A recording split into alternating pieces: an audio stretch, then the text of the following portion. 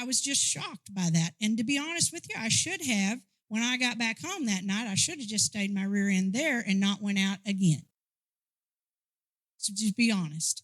But I did what a lot of teenagers do, and my parents were going to let me go, and praise God, I was going. That's what I thought. Hallelujah. I mean, yeah. I mean, exactly. 14 years old, man, you found some freedom.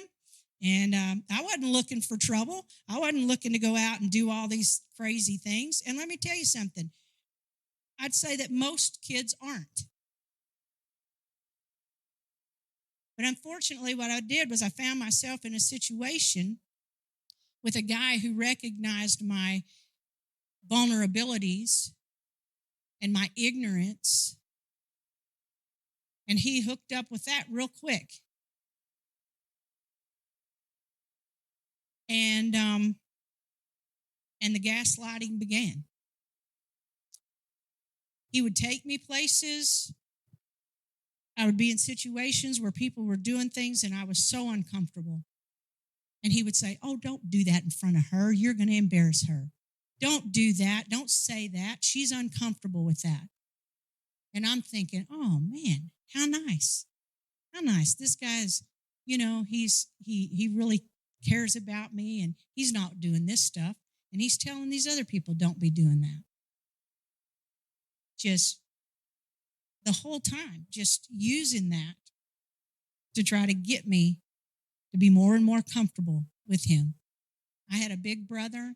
I had a dad that protected me. And when you're looking, come on, let's be honest, ladies, when we're looking for a husband, we're looking for a boyfriend, you're looking for someone who's going to take care of you and protect you. And that's what I'd had. So that's what I'm thinking is the good quality in a guy. I'm 14 years old. I want to remind you of that, okay? But that's what caught my attention, was that he cared enough to, that he wanted to shield me from that and keep me from that. What I didn't realize is he's the one that's taken me and put me in that position. Ladies, if that's happening to you, get out now. Tell him the gig's up, you figured out what he's doing, and get out fast. Amen. Amen. Because what ended up happening was I got allowing myself to get more in positions with him where we were isolated and by ourselves. And I got more comfortable with him and more comfortable with him until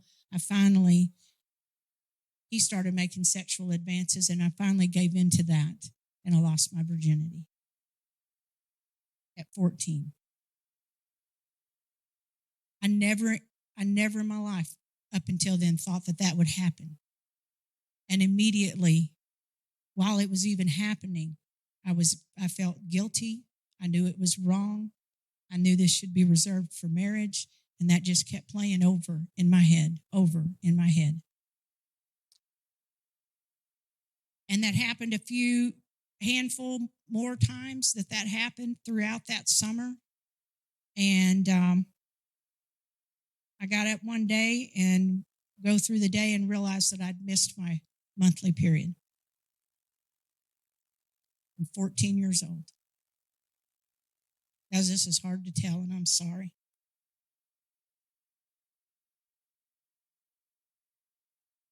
I felt shame from that. I was guilty of that. And then I was afraid. What if I'm pregnant? And I didn't know what to do, hoping that wasn't the case. After days went by and I recognized that that's what had happened, then I was pretty sure, I wasn't for sure, but I thought that I was pregnant. So then I'm thinking, now what do I do? And I'd always been a pretty practical person. And I've tried to take responsibility for things that I had done. I didn't try to skirt around those things. So I thought, you know what? Okay, you did this, and now you got to take responsibility for it. You got to own it. So at 14, that's what I decided to do. I thought, I'm going to own this. And you know what? It's going to be hard. It's not going to be easy, but we'll have a baby and we'll get married, and that's what's going to happen. So the first thing that I did was I went and I packed up all of my cheerleading uniforms. I'm 14. And I took them back to my cheerleading coach and I said, I'm not going to be cheerleading. Just decided I'm not going to do that this year. And she's asking me why, and I wasn't about to tell her. I'm just like, but I think that's the responsible thing to do. Again, I was 14 years old. And for me to give up something that I loved doing, I just thought that was the responsible thing to do. I had no idea that my cheer coach would immediately pick up the phone and call my mother. And so I was not prepared the next day when my mom picked me up from school and said, hey, your cheer coach said that you quit cheerleading. Why in the world would you do that? I mean, you love doing this. Why would you do that? I was very caught off guard. And at the same time, I'm thinking I'd already been telling myself, you're just going to have to own it. And you've got to own up to this and be an adult about this. They've told me my whole life I'm really mature for my age. I'm really mature. I mean, I heard that. If I heard that once, I heard it 1,000 stinking times. I wasn't mature. I was intelligent, and I could hold an intelligent conversation. You are not mature at 14 years old. I don't care what anybody says to you. Sorry. I'm not sorry. You're not. You're not. I didn't know the ways of the world. That was obvious when I walked out and saw all the stuff that had been going on. So anyway, now I said, well, Mom, I guess I just need the reason that I quit was because I think that I'm pregnant. My mom was distraught. She was very upset, which I can totally understand, as you can. She was disappointed. She was hurt. She told me how disappointed that she was. She told me how hurt she was. She told me that she couldn't believe that I'd betrayed their trust. They believed in me. They trusted me, and I had betrayed that and all the other things that went along with that, and that this was going to be a disgrace to our family. And that's fair. No doubt. That's fair. True and fair. And all of a sudden, I realized this isn't just going to affect me. Wow. How bad this is going to affect my family and my parents and the people that I love. And so obviously the next person to talk to is my dad. The thought of telling my dad this, I was so embarrassed. I was so ashamed. I was ridden with guilt. So my mom brought him in and she told him, I didn't have to do that, but she told him for me. And my dad reiterated exactly what my mom had said. Also, though, with much anger, certainly with disappointment. And it just crushed me inside that I had disappointed my dad.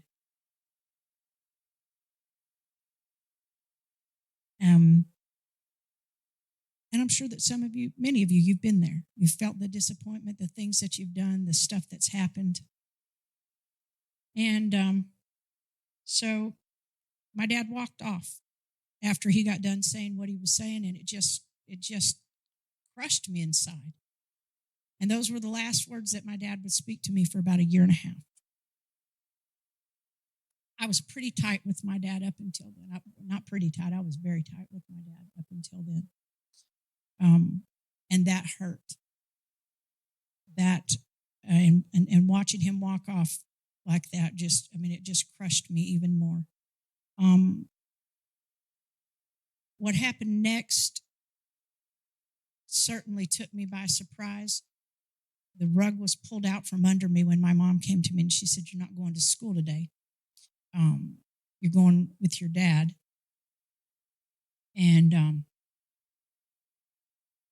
it was a long drive to Fayetteville in silence as my dad took me to a clinic to have an abortion. And it was a long ride back in silence. And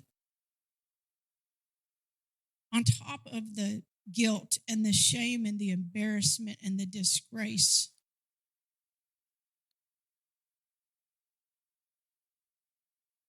and I'd prepared myself to own up to this and to face what I'd done. So for my dad to pull the rug out from under me and to compromise his morals as a Christian man when we'd met adversity,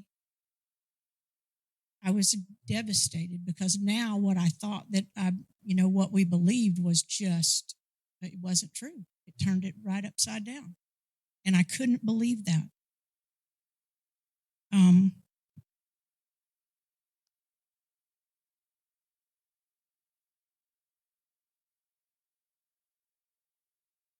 My mom had told me, we're not going to talk about this to anybody. You're not going to say anything to anybody. This is your dad's decision. I'm not for it, but that's what we're going to do. This is what he said we're going to do, and that's what we're going to do. And that's what we did. And nobody talked to me about what was going on. Not that I needed to have a say in that. Okay. But nobody said, you know what? We love you anyway, and we're going to help you through this. Nobody said, are you okay? Do you need to talk about this? Do you need to see a counselor? Nothing. It was, we didn't talk about it, and it wasn't talked about to anybody. Us three were the only ones that knew what had happened. So I've got to, let's pretend. And unfortunately, that was a lot in our household. We're just going to pretend like this stuff isn't happening. So this was just another thing. We're going to pretend like this didn't happen. So you need to, your sister doesn't know this, so you need to act like everything's good. You need to act like everything's good at school. You need to, you got to perform. You might be dying inside, but you got to get out there and you got to perform. So I just had to resume normal activities and what I was doing without trying to act like anything was going on.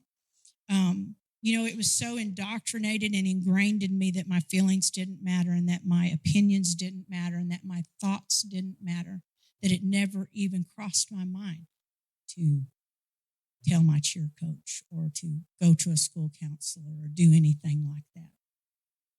And again, I was 14 years old. So back into life, here we go.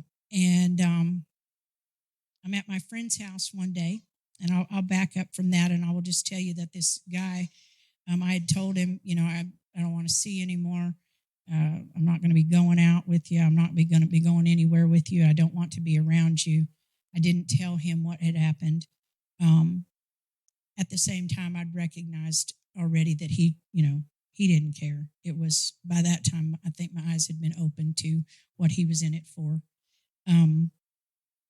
So one day I'm at my friend's house, and unbeknownst to me, her boyfriend comes up. It's just me and her at the house, and I thought that's how it was going to be.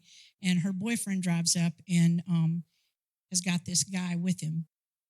I don't know to this day if that was a planned thing by them, if it just was happenstance. But I told her when she said, looked out the window and saw they were there, I said, I do not want to see him. I don't want to talk to him. I don't want to be around him. I'm just going to be honest with you. I was afraid of being around him because I would do things that I did not want to do. Okay. And I want to make this very clear, though. I was complicit in what happened before. Okay.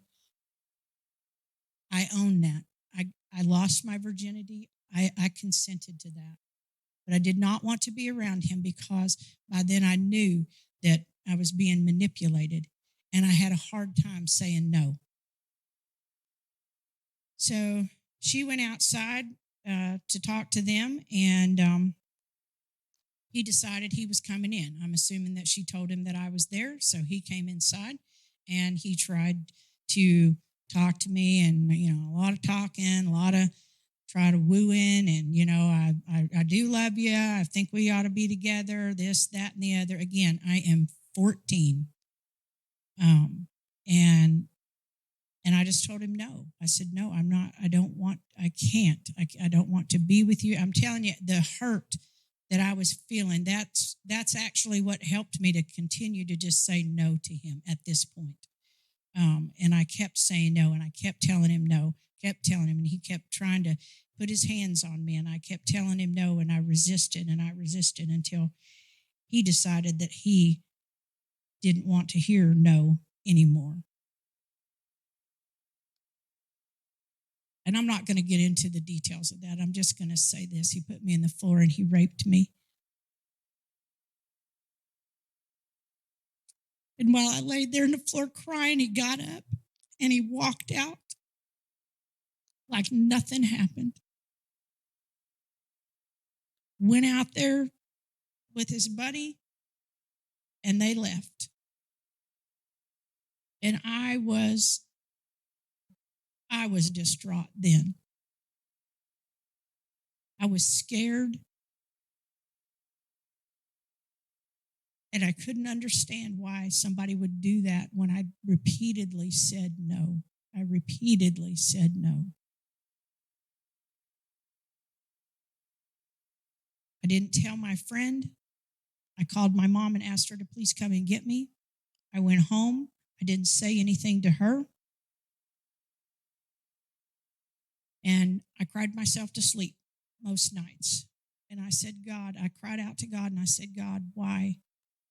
Why would you let this happen? Why would you let this happen? I begged you for forgiveness for what I've done. I've repented from that. I stayed away from it. I told him to leave me alone. And now this has happened. And I don't understand that. And then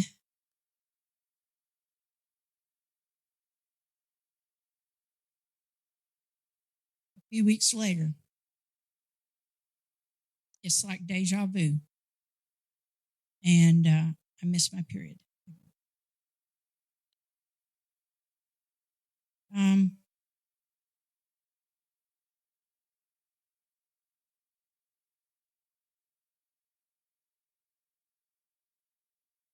Now I was afraid. I mean, I was super afraid now because I didn't know what was going to happen. As mad as my dad was before, and he was still not speaking to me, and now how am I, what will I do? And my thoughts were, no matter what, just keep your mouth shut and don't say anything, because this time we're not having an abortion.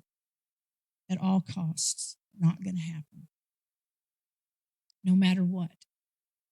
And so I kept my mouth shut for as long as I possibly could, but months passed by and I couldn't hide it any longer. So I went to my mom and I was going to tell her what happened.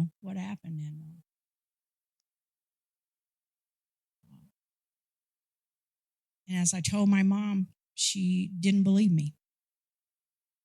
She absolutely, in what I would consider, lost her mind, screaming, yelling. I cannot believe that you would do this. How could you do this after what we've been through? We've been through all of this, and now you just won't learn. You're just out there doing this. And I said, Mom, no, I wasn't. I haven't. And I said, and it was so humiliating. I couldn't even get the words out of my mouth. And all that I could tell her was, he forced me. And she said, oh, so that's what you're going to tell me? You expect me to believe that he raped you? That's what you're going to say? And right then I knew the truth doesn't even matter. Your feelings don't matter. Your opinions don't. You're not going to win. And immediately the devil says, she just thinks you're a whore. Now she thinks you're a liar.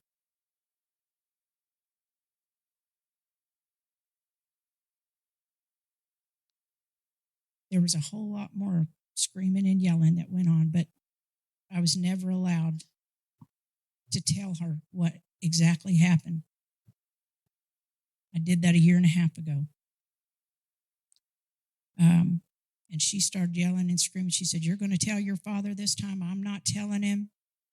Um, so my dad walked in, and again, the humiliation from somebody doing that to you, you've been violated in one of the worst possible ways.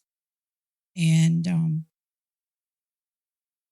so I told him, and he walked off and said nothing.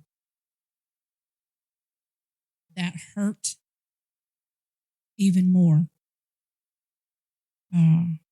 Again, I'm 14 and I'm still dealing with what's just happened a couple of months before. A few months, I mean, by this time it's been several months before, but I'm 15 by now. I didn't know what to do. My parents then went and talked. I know that they had fights about this. My mom came back to me and she said,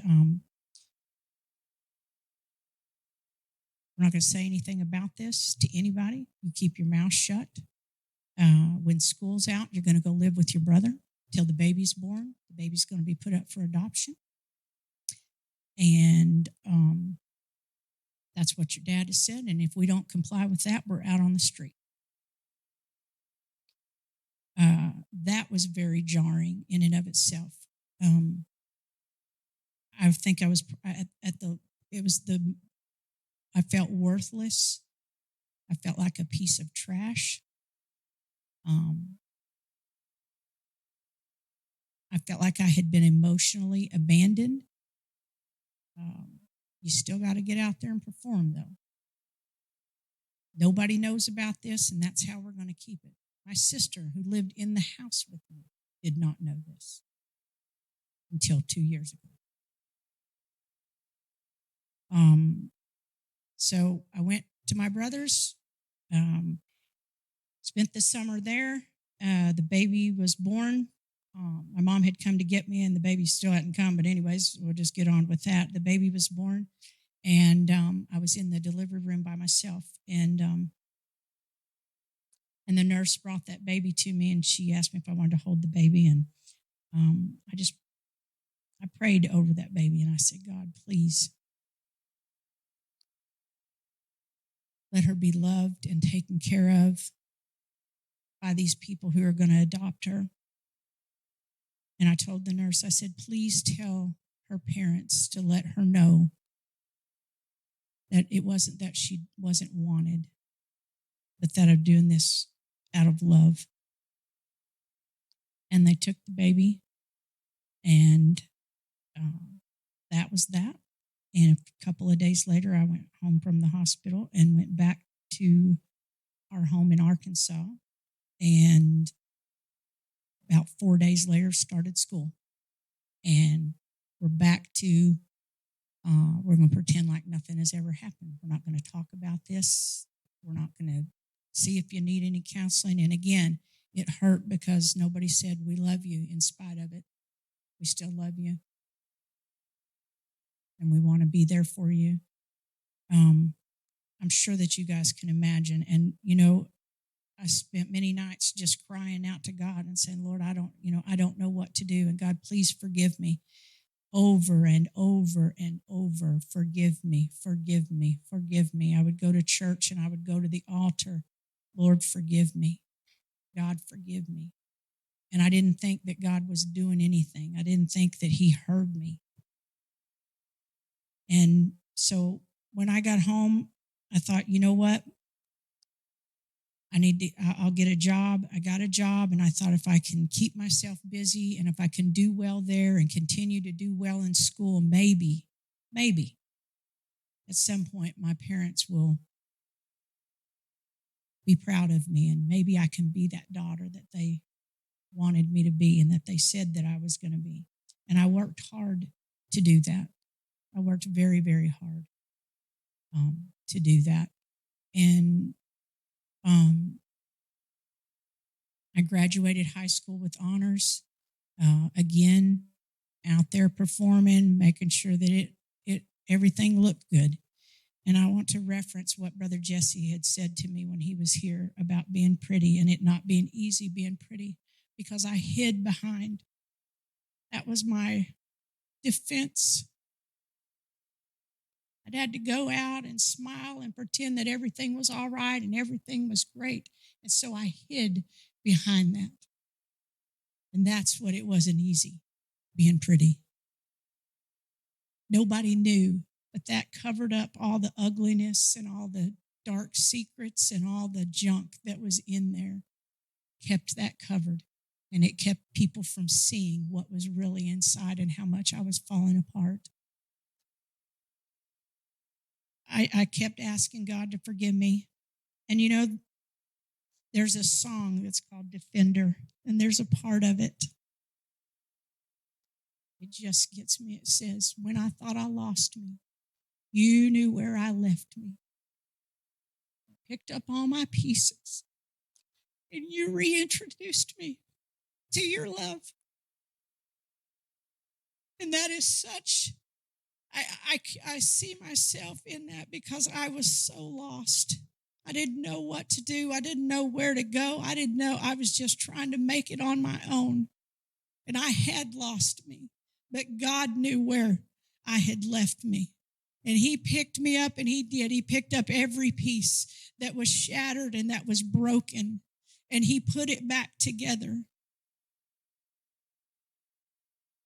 And one evening I was at work, and I was leaving work, and I was having a conversation with God, and I had graduated with honors and some other things had happened, and I just felt like it didn't matter what I did. It wasn't good enough.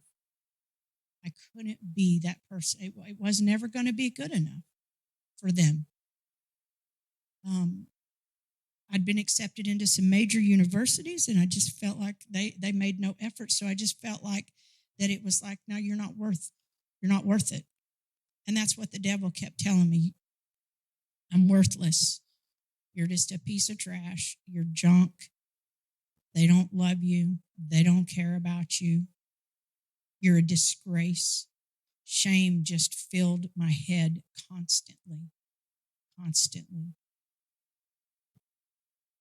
But as I'm walking to my car that evening, I'm having a conversation with God about this because I was making my own plans of what I was going to do and how to get out of this town and get out of this place and get out from under my parents. And try to leave all of that behind. And I said, God, this is where I'm going. I'm fixing to leave. I am going to college. I was going to go to the University of Arkansas at Little Rock, and I had everything set up. And there was a young adults outing at our church that they were having, and I'd been invited to come. And as I'm just talking to God about that, I felt like God said, go to that. And as I'm talking to God, I said, God, you know what? I know you've spoken things over my life, and you said you had good things for me. You said that I had a call on my life, and you wanted to do great things in my life. And so, God, if you have that for me, then I want you to do that, and I'm going to let you do that. And I gave my life